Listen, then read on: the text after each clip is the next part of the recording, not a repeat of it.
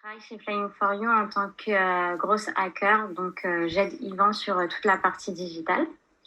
Donc déjà, je voulais vous souhaiter la bienvenue à tous. Cette formation, ça va être en plusieurs étapes. Premièrement, on va voir un petit peu ce qu'est Google Ads. On va faire aussi une simulation de création de campagne. Et après, on va voir la partie un petit peu tout ce qui va être analyse. Donc, Flying for You. Donc, qui sommes-nous? Donc, nous sommes une agence de communication hybride. Donc, Flying for You, c'est 3 pôles. Donc, un pôle street marketing, donc qui va être tout ce qui va être distribution de flyers.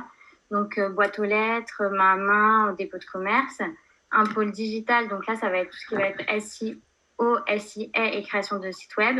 Et enfin, un pôle visuel, donc là, c'est plus tout ce qui va être social media, création de visuels. Alors, on va commencer direct avec Google Ads. Donc, Google Ads, c'est quoi? Donc, c'est une plateforme de publicité en ligne. Donc, il faut savoir que Google, c'est le leader des moteurs de recherche. Donc, avant tout ce qui va être Yahoo et Bing, tous les autres moteurs de recherche. En France, c'est 90% de part de marché. 90% des clics se font sur la première page de Google. Donc, autant dire que si on ne se retrouve pas sur la première page de Google, c'est comme si on n'existait pas.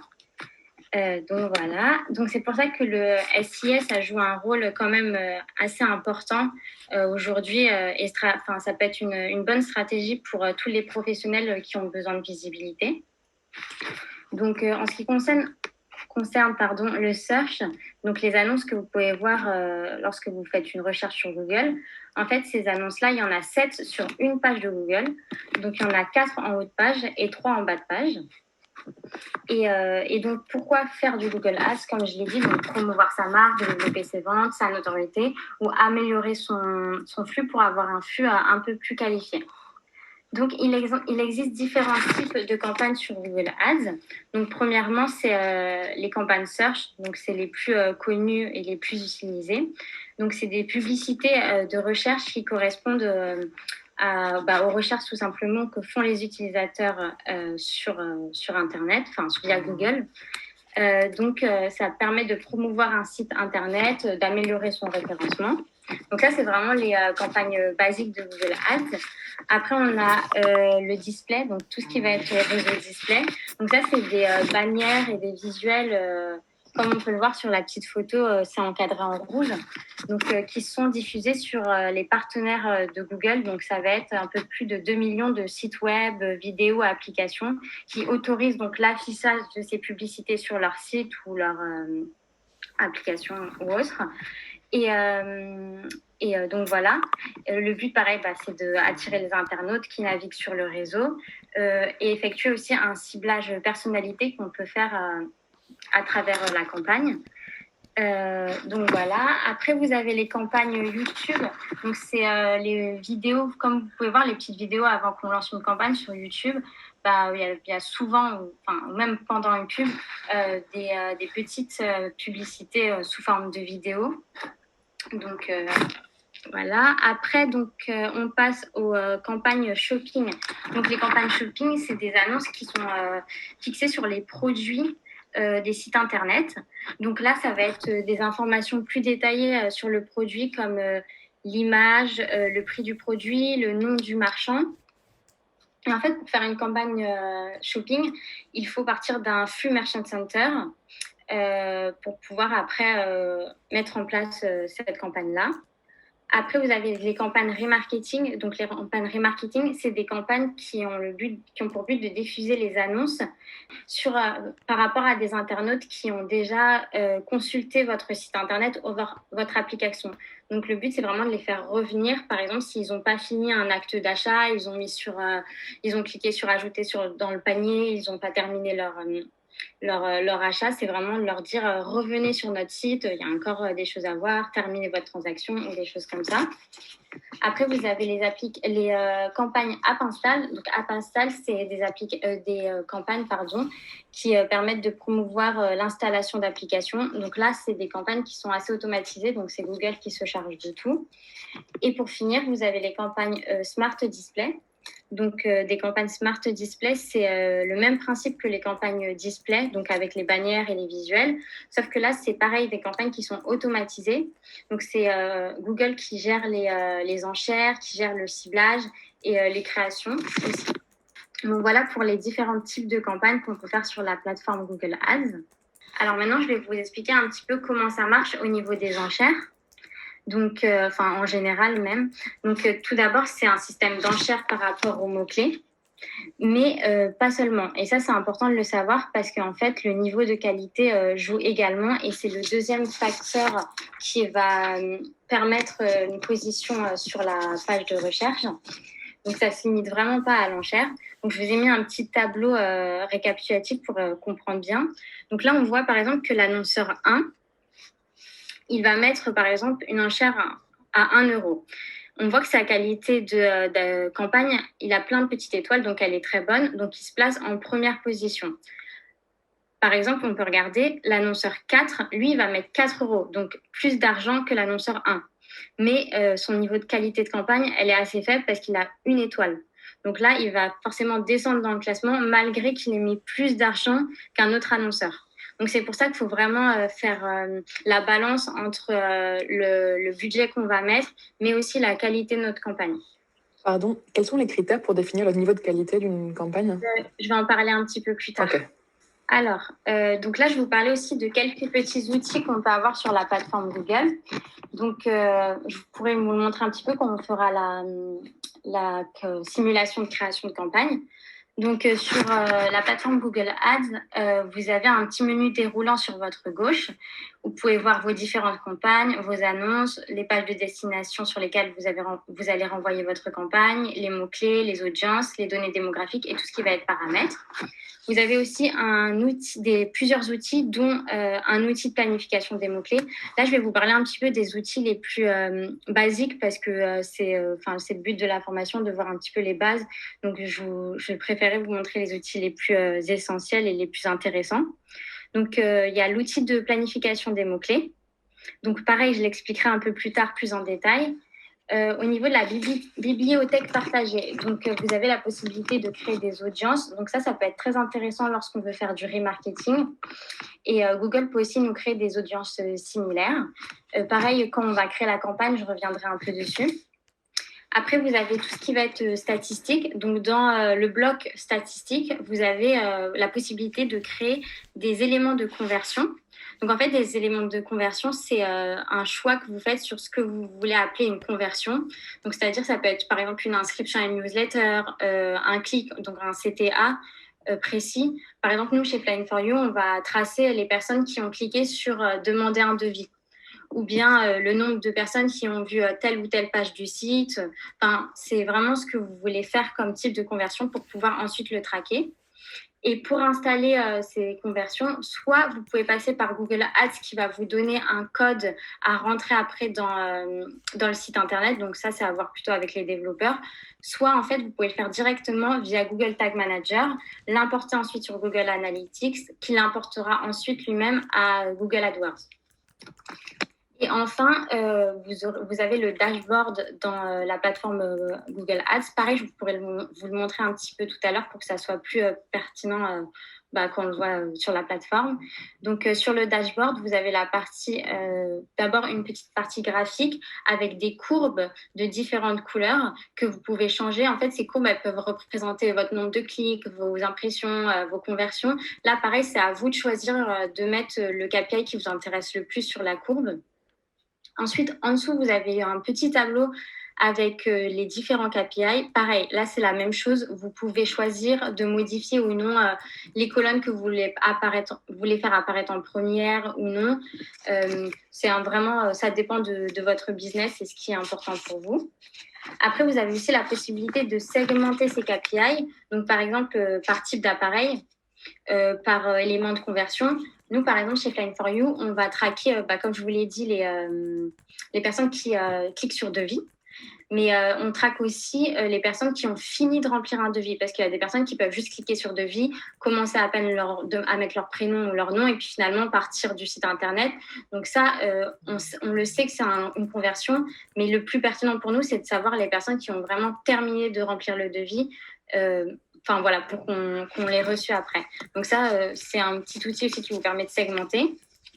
Vous pouvez aussi, par exemple, segmenter par données temporelles. Enfin, il y a plusieurs choix. Après, c'est aussi à vous de voir ce qui vous intéresse le plus.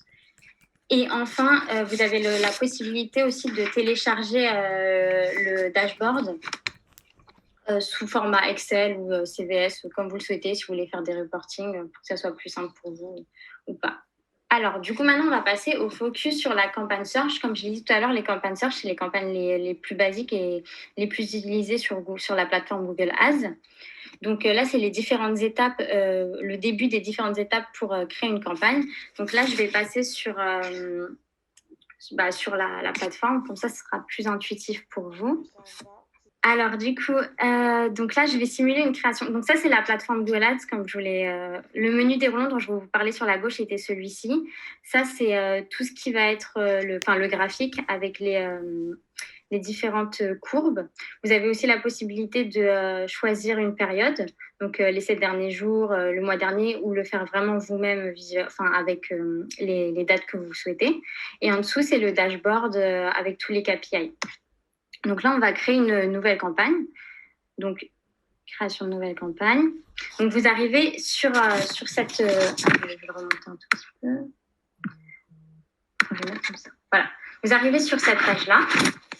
Donc là, ils vont vous demander quel est votre objectif de campagne. Donc là, c'est pareil, ça dépend de ce que l'on souhaite faire. Si vous avez un site e-commerce, ça peut être intéressant de faire des ventes.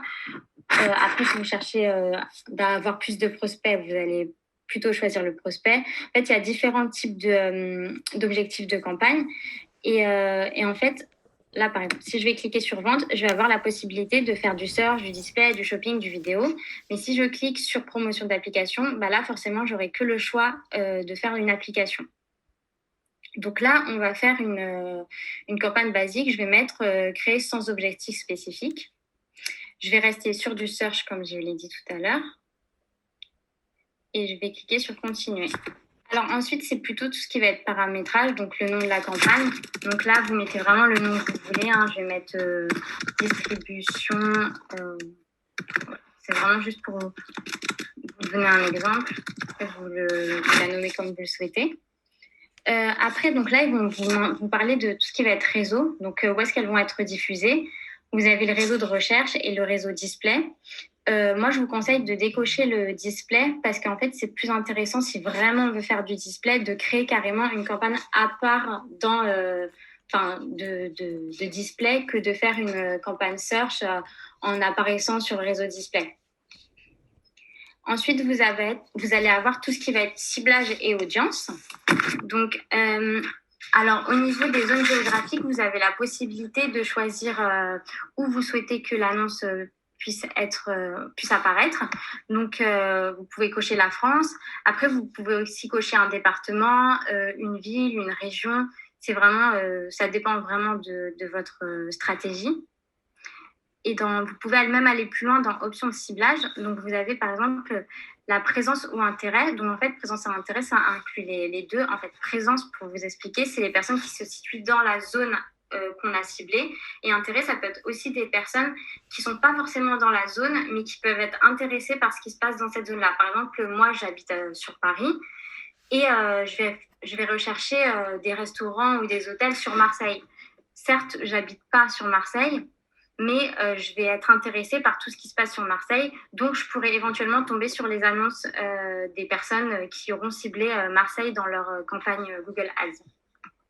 Après, vous pouvez aussi également exclure des zones s'il y a des zones qui vraiment ne vous intéressent pas. Après, ça va être tout ce qui va être langue. Donc, moi, je vais laisser français. Voilà, c'est bon. Pareil, vous choisissez la langue qui vous intéresse. Et là, on arrive sur la partie audience. Donc, en fait, il y a deux stratégies d'audience. En fait, vous pouvez faire une audience ciblée et une audience dite observation. Pour commencer, c'est vraiment bien de faire une audience ciblée, d'observation, parce que si vous faites une audience de ciblage, ça va vraiment afficher vos annonces que sur les personnes que vous avez mis dans votre audience. Et ça, c'est pas vraiment intéressant pour le début. Le mieux, c'est de faire une audience dite observation, parce que ça va pas limiter le ciblage. Et en fait, ça va juste permettre de savoir d'où viennent les personnes qui ont cliqué sur votre annonce. Et comme je l'ai dit tout à l'heure, c'est intéressant pour si on souhaite ensuite faire une campagne remarketing. Donc là, vous avez la possibilité de faire une recherche en tapant des mots-clés dans votre marketing. Moi, ça m'intéresse les personnes qui sont intéressées par ça. Après, vous pouvez aller chercher dans Parcourir, centre d'intérêt, les personnes qui aiment la banque, le beauty bien-être. Ça dépend aussi de votre ciblage et de votre stratégie par rapport à votre business. Après, c'est bien aussi de faire une audience assez large parce que dans tous les cas, elle n'impacte pas votre campagne. En fait, c'est juste pour vous permettre de comprendre d'où viennent les personnes qui arrivent sur votre annonce. Après, on passe à la partie budget et enchères. Donc, le budget. Donc, pareil, ça dépend aussi de votre business. Mais on va dire que, par exemple, pour un serrurier, le coût par clic va être beaucoup plus élevé qu'une autre activité. Donc, mettre 15 euros par jour, ça ne va pas être significatif parce qu'en quelques heures, il aura déjà dépensé tout son budget et ça, c'est vraiment pas la meilleure stratégie. Mais pour commencer, moi, je vous conseillerais de mettre entre 15 et 30 euros par jour. Donc là, pour simuler, je vais mettre 20 euros. Après, vous allez arriver sur la partie de stratégie d'enchères. Donc, pareil, vous avez différentes stratégies d'enchères, donc par conversion, par clic, par taux d'impression. Nous, on va rester sur les conversions.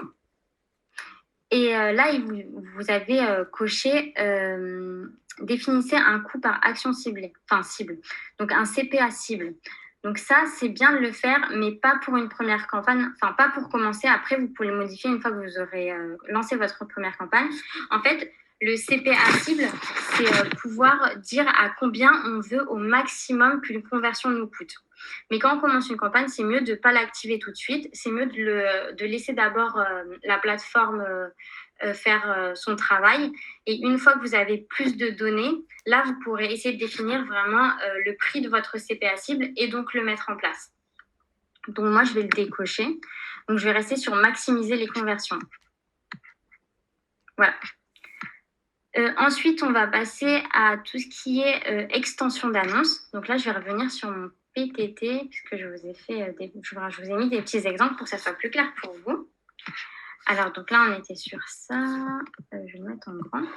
Donc là, je vous ai parlé du budget, stratégie d'enchères. Et voilà tout ce qui va être extension. Donc, il existe beaucoup d'extensions sur Google Ads, sur la plateforme. Donc, je vais vous les présenter une par une. Je vous ai mis des petites photos pour que ça soit plus clair et visuel pour vous. Donc, premièrement, vous avez les extensions d'accroche. Donc ça peut être tous les petits mots que vous voulez mettre en avant. Donc, du genre livraison 24 heures, devis gratuit. Là, par exemple, sur l'exemple, vous allez avoir, ils ont mis inventaire plus de 16 000 autos. Donc, ça, c'est ce qu'on appelle les extensions d'accroche. Après, vous avez les extensions de liens annexes. Donc, c'est pareil, en fait, ça va être la mise en avant de liens de votre page. Par exemple, si je vous dis que j'ai une boîte qui fait des chaussures, je pourrais mettre en lien annexe chaussures pour enfants, chaussures pour femmes, chaussures pour hommes. Comme ça, l'internaute, il va pouvoir cliquer directement sur ce lien-là et trouver plus facilement ce qu'il recherche. Après, vous avez les extensions d'appel. Donc, les extensions d'appel, vous l'avez sûrement déjà vu. Donc, c'est pour que vous puissiez directement appeler en appuyant directement sur le numéro. Donc, ça, par exemple, les restaurants, ils le font souvent. Si on veut réserver, on est sur notre téléphone, on appuie directement sur appeler et ça nous lance l'appel. C'est le même principe pour les extensions SMS, c'est pour envoyer un SMS via directement l'annonce.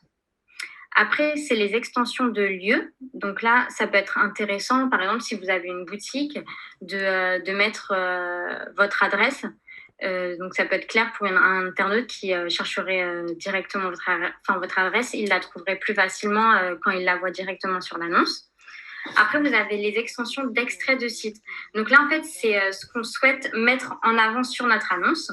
Donc, par exemple, les différents services qu'on peut avoir, les villes sur lesquelles, par exemple, si c'est une agence de voyage, on pourrait mettre les différents pays qui existent dans notre site, donc, ou les continents, Amérique du Sud, Amérique du Nord, Europe, Chine. Donc là, vous choisissez vraiment ce que vous souhaitez mettre en avant. Après, donc, vous avez les extensions d'avis. Donc, c'est tout simplement les avis Google. Donc, si vous avez un bon avis sur Google, ça peut être intéressant de le mettre. Les extensions de prix et d'offres, donc c'est si vous souhaitez mettre en avant le prix de vos articles.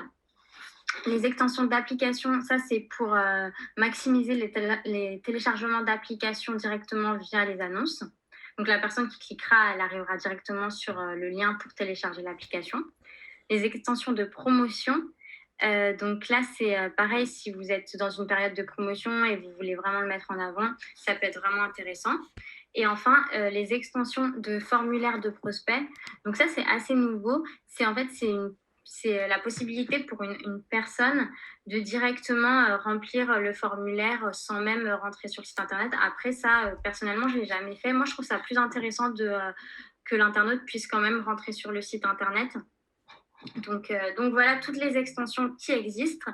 Moi, je vous conseille d'en mettre, si possible, après ce qui aussi en fonction de votre stratégie, mais d'en mettre quand même un maximum parce que plus vous allez en mettre, plus votre annonce sur Google, elle va être grande, elle va prendre de la place, donc plus on va vous voir. Donc ça peut être intéressant vraiment d'en mettre pas mal. Ensuite, on passe à l'outil de planification de mots-clés.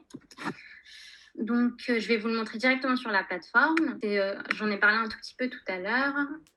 Donc là, je vais vers une autre page pour ne pas perdre la campagne où on était. Alors, donc, cet outil-là, il va vous permettre de vous aider à trouver des mots-clés. Si vous êtes en manque d'idées ou si vous avez envie de voir un petit peu ce qui se passe. Donc, vous allez dans Outils en haut à droite, Planification et Outils de planification des mots-clés. Donc là, ça charge un petit peu. Trouver de nouveaux mots-clés. Et en fait, vous avez deux possibilités. Donc, vous avez la possibilité de le faire via un mot-clé qu'on va taper nous-mêmes ou via l'URL d'un site web. Donc, par exemple, là, je vais mettre flyer. Flyer. OK. Et je vais faire obtenir les résultats. Et là, voilà, vous avez une liste de mots-clés qui sont recherchés sur Google. Donc, flyer pas cher, flyer gratuit, impression de flyer, easy flyer, flyer A5, flyer restaurant. Ensuite, à côté, vous avez le nombre de recherches qui sont faites sur ce mot-clé-là. La concurrence, donc si c'est une concurrence faible ou élevée. Et ce qui peut être intéressant aussi, c'est le prix le CPC une fourchette du CPC de chaque mot-clé. Donc, pareil, sur cet outil-là, ce que vous pouvez faire, c'est en fait changer les paramètres, donc le faire au niveau de la zone géographique, de la langue et aussi de la période. Donc, c'est un outil qui est assez intéressant. Et comme je l'ai dit tout à l'heure, vous pouvez le faire aussi à travers une page internet, soit un site internet, soit une page spécifique. Vous avez juste à faire copier-coller sur la plateforme et lui, il va rechercher, en fait, il va scanner la page internet et lui, il va regarder les mots-clés qu'il y a déjà dans cette page, il va regarder le contenu et une fois que c'est fait, il va vous sortir les mots-clés qui sont en rapport ou qui reviennent le plus, ou ceux qui sont plus intéressants. Donc voilà pour l'outil de planification des mots-clés. Alors voilà. Donc, une fois que vous allez trouver des idées de mots-clés, vous allez avoir. Donc, une fois que vous avez mis les extensions d'annonces, enfin tout ce qui va être extension, c'est là où vous créez votre groupe d'annonces et vous créez vos mots-clés. En fait, ce qui est important de savoir, c'est que dans une campagne Google, vous avez la possibilité de créer différents groupes d'annonces, c'est-à-dire créer différents blocs et diviser votre stratégie. Donc, comme je l'ai expliqué tout à l'heure, par exemple, si vous avez nous, chez Time4You, on a plusieurs pôles. Donc, je ne vais pas faire une campagne une seule campagne avec un seul groupe d'annonces pour tous nos pôles, parce que j'aurai des mots-clés qui seront trop éloignés et ça n'aura plus aucun sens. Donc, par exemple, moi, ce qu'on pourrait faire, c'est faire une campagne vraiment sur la distribution de flyers et séparer ensuite une campagne sur la création de flyers, histoire qu'il y ait vraiment un mot-clé, un thème par groupe d'annonces. Et c'est ça aussi que Google juge pour voir si la qualité de vos campagnes sont bonnes ou pas. Donc, lorsque vous allez rentrer vos différents mots-clés en fonction de votre groupe d'annonces, vous allez avoir la possibilité de faire 3 différents types de mots-clés. Donc, vous avez les requêtes larges, les expressions exactes et les mots-clés exacts. Avant, il en existait 4. On avait du large modifié, mais ils l'ont changé il y a une semaine, le 17 ou le 18 février, je crois.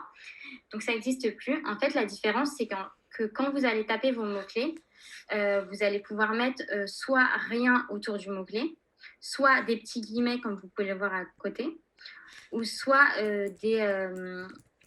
des petits crochets. Donc, pour expliquer un par un, donc des requêtes larges, en fait, c'est des mots-clés qui vont avoir un sens assez large. Donc, pour exemple, là, on va avoir un mot-clé régime pauvre en sucre. Ce qui va pouvoir déclencher ce mot-clé-là, ça va pouvoir être des synonymes comme aliments sans sucre, régime pauvre en sucre, recette pauvre en calories, livre de régime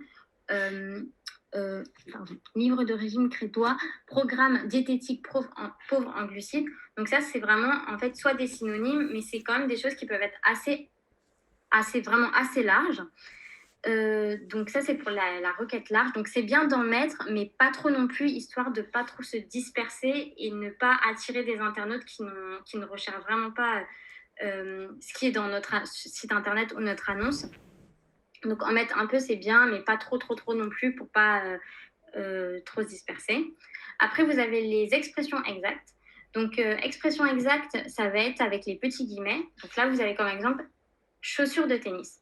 Donc, ce qui va déclencher ce mot-clé-là, ça va être chaussures pour le tennis, acheter des chaussures de tennis en sol, chaussures de tennis rouges, basket de tennis confortable. Donc, déjà, c'est un peu moins large que les expressions, que les requêtes larges. Mais ce qui ne va pas déclencher, là, on vous donne des exemples, ça va être des raquettes de tennis et chaussures d'entraînement. C'est un peu trop, ça va un peu trop loin pour ce mot-clé-là. Peut-on jouer au tennis avec des chaussures de running? Pareil, c'est trop large pour déclencher ce type de mot-clé. Et enfin, vous allez avoir les mots-clés exacts. Donc, en fait, ça fait un peu comme un entonnoir, ça va du plus large au plus précis. Donc, là, vous avez chaussures pour hommes. Donc là, ça va être vraiment soit vraiment les mêmes mots, donc chaussures et hommes, ou des variables, mais qui sont très proches. Donc là, ce qui déclenchera ce mot-clé-là, ça sera chaussures hommes. Donc là, vous voyez, ils ont juste enlevé le pour. Hommes, chaussures, ils ont juste inversé les deux mots, mais les deux mots, ils sont toujours. Chaussures hommes, là, il manque juste le pluriel au mot chaussures, ou chaussures pour hommes.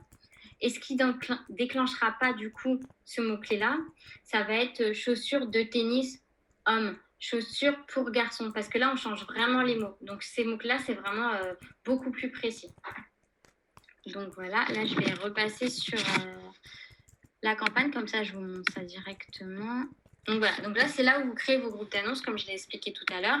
Donc là, je vais faire un groupe d'annonces juste pour, par exemple, la création de flyers. Donc, après, pareil, vous l'appelez comme vous le voulez. Vous mettez l'URL sur lequel elle doit renvoyer. Et là, vous rentrez vos mots-clés. Donc, c'est là où vous mettez... là, je vais mettre flyer, un mot-clé assez générique. Création de flyer. Pareil, vous n'êtes pas obligé de mettre tout ce qui va être accent, etc. parce que Google va pouvoir faire le lien et corriger. Donc, conception flyer, comment créer son flyer,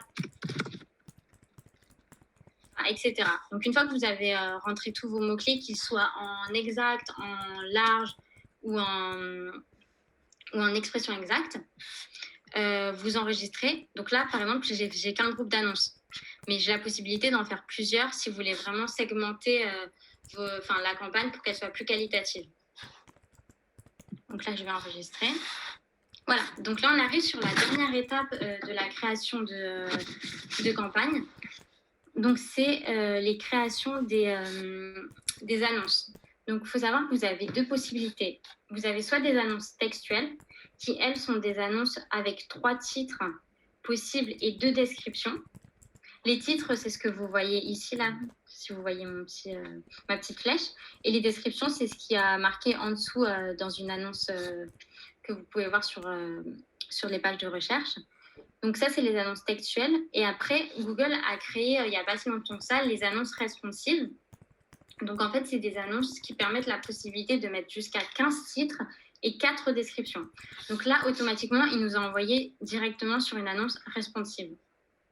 Donc, vous devez mettre tout d'abord l'URL à afficher.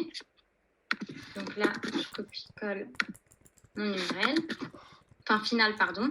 Après, vous avez l'URL à afficher. Par exemple, si votre URL elle est vraiment trop complexe et trop compliquée et que vous voulez simplifier la chose, vous l'appelez comme vous voulez. Là, on va mettre Flying for You. Je vais mettre FFI, Flying for You, Y, pardon, et distribution. Vous voyez, là, ça va changer. Regarde. Donc, l'internaute pourra voir ça à côté de l'annonce pour ce qui concerne l'URL. Après, vous devez remplir les titres. Donc, il peut vous donner dans les annonces responsives des petites idées. Donc, Flying for You. Là, je vais mettre distribution ailleurs. Augmenter votre et ainsi de suite jusqu'à 10 titres. Là, vous voyez, j'en ai mis 3, mais vous avez la possibilité d'ajouter jusqu'à pas 10, pardon, je me suis trompée. C'était 15 jusqu'à 15 titres. Et là, vous avez un petit exemple sur votre droite de comment ça pourrait rendre sur téléphone et sur ordinateur. Vous pouvez aussi épingler les titres pour choisir leur position. Donc moi, par exemple, je veux que Flying for You, il apparaisse toujours en titre 1. Mais ça, j'ai remarqué que quand on fait une annonce responsive, souvent, si on le met, ça ne nous permettra pas d'avoir la meilleure qualité d'annonce. Mais après, ça dépend. Franchement, il faut vraiment faire des tests et essayer.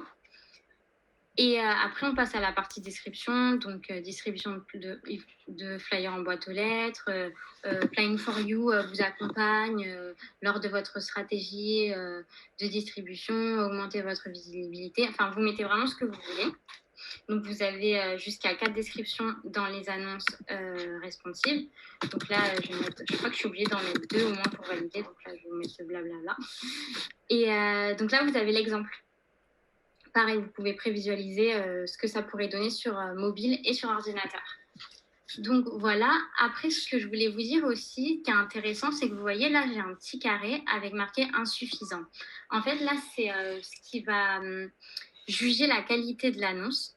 Donc il y a 4 étapes. Il y a une étape qui va être insuffisant, moyenne, bonne et excellente. Donc, quand on est dans bonne et excellente, c'est plutôt bien. Le mieux, c'est d'essayer d'arriver à excellente, mais parfois, c'est vrai qu'on est un peu limité, on ne sait plus quoi mettre comme titre. Donc, bonne, c'est déjà bien. Mais après, lui, il vous donne toujours des idées. Par exemple, ajouter d'autres titres, il va vous donner des idées. Insérer des mots-clés populaires. Bon, là, j'en ai pas, mais quand vous commencez vraiment à remplir, il va vous donner des petites idées, vous pourrez cliquer dessus. Donc, voilà. Autre chose à préciser aussi, c'est que dans les annonces, que ce soit responsive ou textuelle, vous avez une limitation de caractères. Donc, pour un titre, c'est une limitation de 30 caractères, c'est-à-dire que là, si je commence à taper d'autres choses, vous voyez, là, je suis à 31, il ne va pas me l'accepter. Donc, parfois, ça peut être un peu compliqué pour certaines choses qu'on veut mettre, dont on veut parler. Par exemple, nous, on fait de la boîte aux lettres. Et si je marque distribution de flyers en boîte aux lettres, c'est beaucoup trop long. Et par exemple, j'ai regardé chez des concurrents, je sais que pour que ça rentre dans les 30 caractères, ils allaient nous mettre en boîte à lettres. En fait, il faut essayer de jauger, de savoir ce qu'on veut mettre ou pas. Enfin, parfois, ça peut être même assez marrant. Mais voilà. Et donc, pour les descriptions, vous avez pareil une limitation de 90 caractères. Pareil, autant il ne faut pas en mettre trop pour ne pas dépasser les 90, autant il faut essayer de maximiser au maximum pour prendre le plus de place. Donc voilà, donc là je vais enregistrer et continuer. Et voilà, donc là, on a créé notre campagne. Donc là, ça bug parce que je ne l'ai pas encore... Enfin, c'est pas vraiment une campagne que je vais lancer. Mais normalement, vous allez juste avoir... vous allez avoir un petit récapitulatif et publier. Vous allez pouvoir cliquer sur publier et votre campagne sera lancée. Donc voilà, je vais revenir à mon petit PowerPoint. Voilà, donc ça c'est les annonces que je vous disais. C'était un petit récapitulatif, annonce textuelle et annonce réponsive. Et oui, je voulais juste rajouter, en général, c'est bien de faire 3 annonces textuelles et au moins une annonce responsive. En plus, comme ça arrivait il n'y a pas longtemps, Google, en fait, il aime bien qu'on utilise ces nouvelles fonctionnalités. Donc, si vous les utilisez, il va être content et il va améliorer la qualité de votre campagne. Donc, c'est sûr qu'au moins une annonce responsive, il faut en faire une. Donc voilà, une fois que vous avez lancé votre campagne, donc tout est OK, c'est lancé, elle tourne, vous allez pouvoir après ensuite analyser tous les KPI. Donc je vous ai fait une liste des différents principaux KPI. Vous avez le coût de conversion, donc combien va vous compter une conversion, le nombre de conversions, le taux de conversion, donc les personnes qui ont interagi avec l'annonce et comparé aux personnes qui ont cliqué sur votre objectif de conversion, que ça soit demander un devis, ajouter au panier ou autre chose. Le CPC, donc là, c'est le coût par clic, donc c'est le prix de chaque mot-clé. Le CTR, donc c'est le rapport entre les personnes qui ont vu votre annonce et celles qui ont cliqué dessus.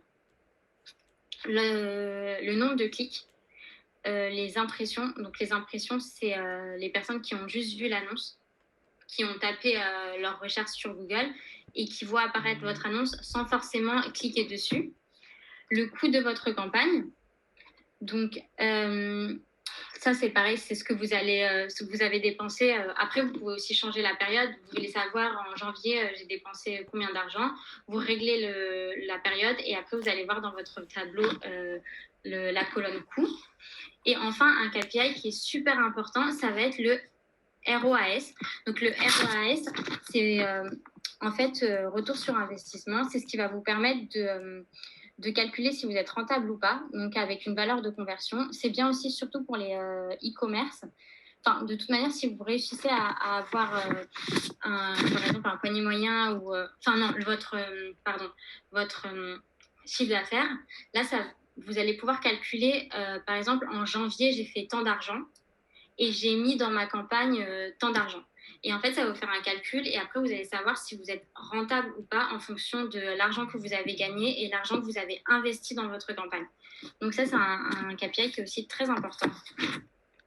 Ensuite, on va passer à pareil, quelque chose qui est très très important, c'est le quality score. Comme j'ai expliqué tout à l'heure, c'est le niveau de qualité de la campagne. Donc, il dépend de 3 critères. Donc, la pertinence de l'annonce, le CTR attendu et la convivialité de la page de destination. Donc, ce quality score, en fait, il est jugé par Google sur une note sur 10. Donc, on va dire que si vous êtes à 7 sur 10 et plus, c'est plutôt bon. Et quand vous voyez que votre note va en dessous de 7 sur 10, là, il faut commencer à se poser des questions et se demander d'où vient le problème et comment on pourrait le résoudre. Donc, la pertinence de l'annonce. Donc, pertinence de l'annonce, ça correspond en fait par exemple, c'est savoir si dans l'annonce que vous avez tapée, il y a bien les mots-clés qui sont dans ma campagne. Par exemple, si je fais une annonce sur la distribution et que dans mes mots-clés, je parle que de création de flyers, là, Google va me dire, mais attends, ça n'a rien à voir en fait. Une personne va taper un mot-clé de création et va tomber sur une annonce de distribution, ça ne matche pas. Donc, je vais te pénaliser pour ça. Pareil, il faut que ça soit aussi en cohérence avec votre landing page ou votre site internet. Si dans mon annonce, je parle de création de site internet et j'arrive sur une page qui me parle que de SIA, l'internaute ne va pas retrouver ce qu'il recherche et pareil, ça sera pénalisé. Donc, il faut vraiment que l'annonce elle soit en cohérence avec vos mots-clés et aussi avec votre site internet, enfin en tout cas avec la landing page.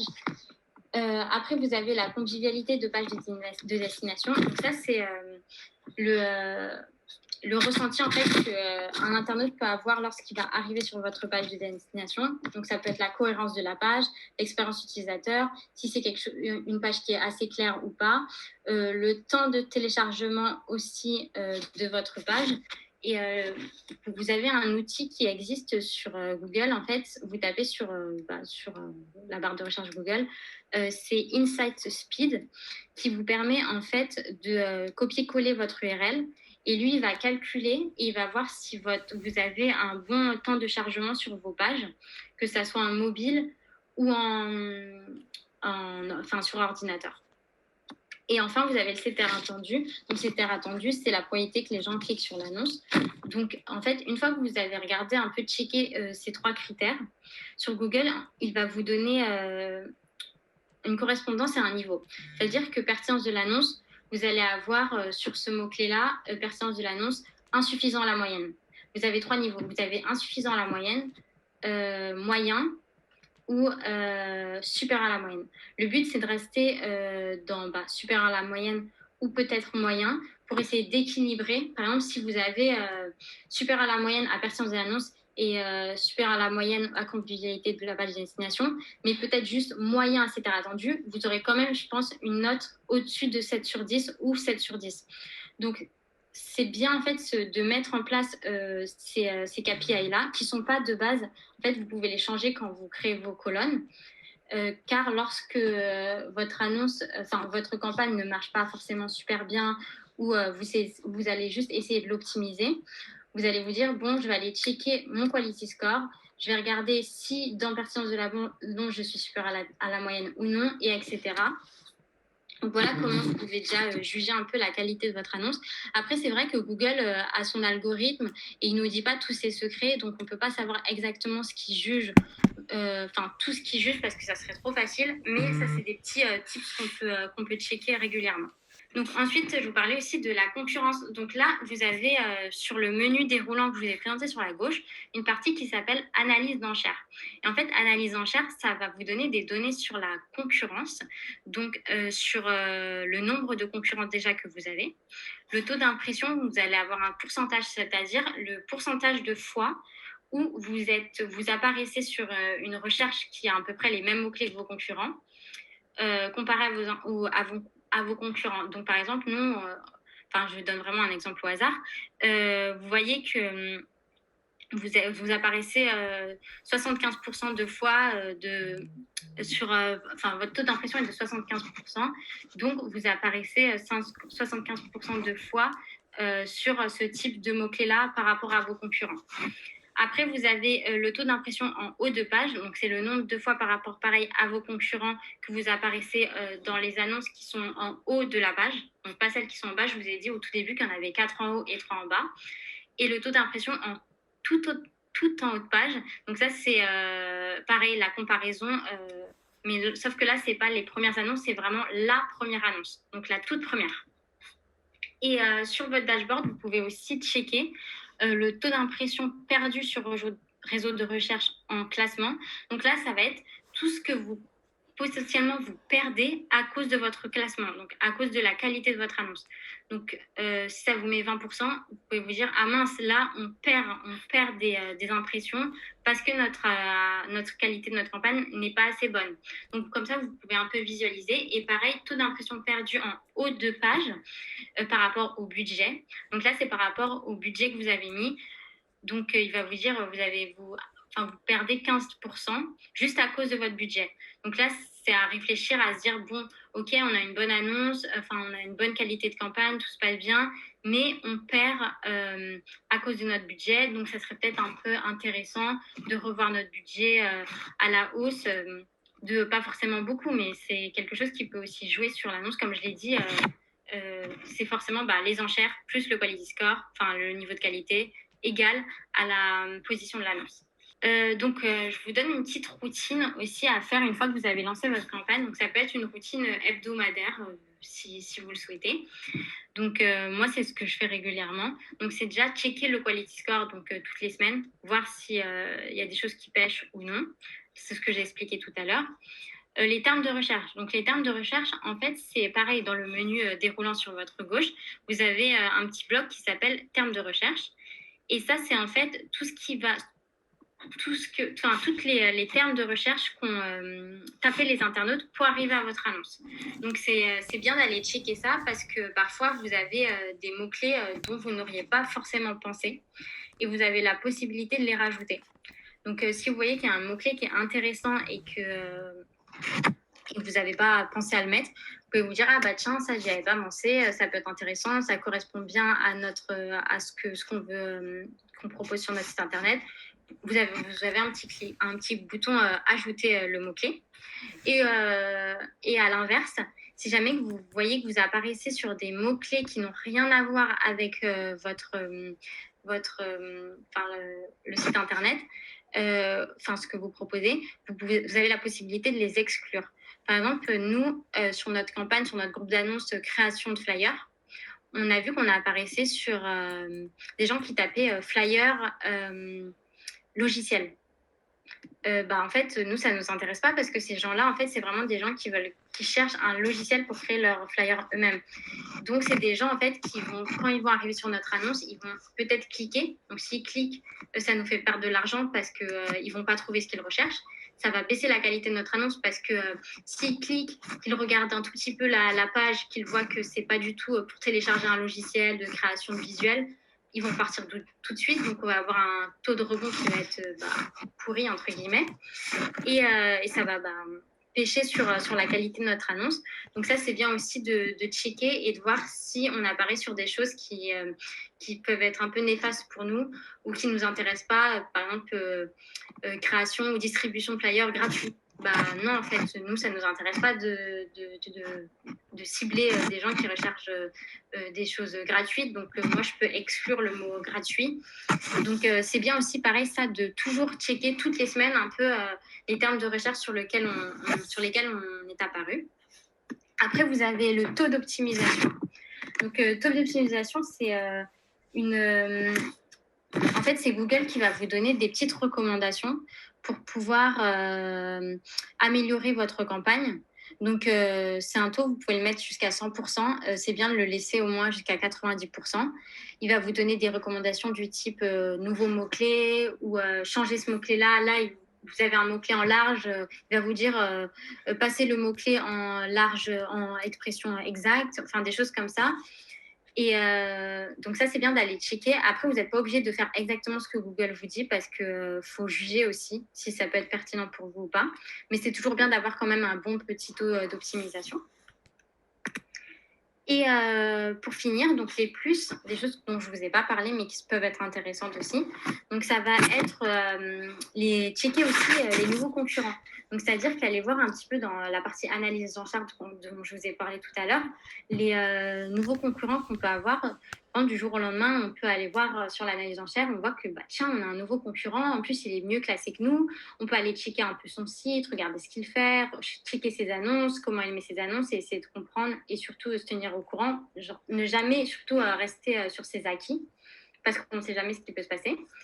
Après, vous avez aussi, quand vous arrivez sur la page d'accueil de la plateforme Google, une page overview. Donc ça, c'est vraiment une vue d'ensemble sur votre campagne. Il y a des petits rapports, etc. Ça peut être sympa à regarder. Aussi, les appareils. Donc, vous pouvez regarder les différents appareils sur lesquels vos annonces se sont diffusées. Donc, si vous voyez que votre annonce, elle est diffusée sur, je ne sais pas, 75% de mobile, c'est intéressant d'aller checker si votre site il est bien responsive, si la vitesse de téléchargement sur votre site, sur le mobile, est plutôt bonne. Parce que, pareil, si vous voyez que c'est quasiment que des mobiles qui qui tombent sur votre site internet et que votre site n'est pas responsive pour le mobile, là, ça peut pêcher aussi. Donc, c'est bien d'aller checker ça aussi. Et des données démographiques, donc vous avez tout ce qui va être zone, le sexe aussi. Donc pareil, il y a des business qui sont plus intéressés par la femme et pas du tout par l'homme ou l'inverse. Donc ça, vous pouvez aussi mettre des critères par rapport à ça. L'âge aussi. Donc, les 10, je crois que ça, je sais plus c'est quoi exactement, mais je crois que c'est 18-25 ans. Il faudrait que je recheck exactement c'est quoi chaque tranche d'âge. Mais vous avez différentes tranches d'âge et vous pouvez aller voir aussi, bon, bah, là, on, on tape que sur des 18-25 ans, alors que on vend des choses pour les personnes âgées. Donc là, il faut se poser des questions et se dire, bon, bah, peut-être faudrait exclure certaines tranches d'âge ou pas. Donc ça, c'est quelque chose qui peut être aussi intéressant. Et enfin, le calendrier de publication. Donc en fait, le calendrier de publication, vous avez la possibilité aussi sur Google de choisir l'horaire où seront affichées vos annonces. C'est-à-dire que vous pouvez dire, moi, j'ai un business et ça ne m'intéresse pas d'apparaître le dimanche sur Google. Donc, exclure le dimanche, désactiver le dimanche. Mais vous pouvez aussi dire en tout ce qui concerne la tranche horaire. Donc, moi, je vais apparaître de 9h à 19h. Apparaître à 3h du matin, ça ne m'intéresse pas. Par exemple, je vous donne un restaurant qui ferme ses portes à 23h. Le fait que quelqu'un recherche son restaurant à 3h du matin, bah, ça n'a pas trop d'intérêt pour lui, quoi, parce que ça ne va pas lui rapporter un client tout de suite. Et en général, quand on cherche un restaurant, bah, c'est peut-être pour aller manger tout de suite. Donc, c'est aussi comprendre et savoir quand on veut diffuser nos campagnes et nos annonces. Et pour ne pas perdre trop d'argent, parce que si on laisse une tranche horaire trop large, bah, par exemple, notre budget journalier, il va se dépenser de 3h du matin à 9h du matin. Et à 9h, bah, vous n'aurez plus d'argent, donc vous apparaîtrez plus. Donc ça peut être intéressant aussi en fonction de votre business. Donc voilà, c'est la fin. Je vous ai donné un peu toutes les petites bases de Google Ads et les petits tips que j'avais. J'espère que ça vous a plu et que vous avez apprécié. Et, ben, merci à tous déjà de m'avoir écouté. Merci. Et voilà. Merci beaucoup.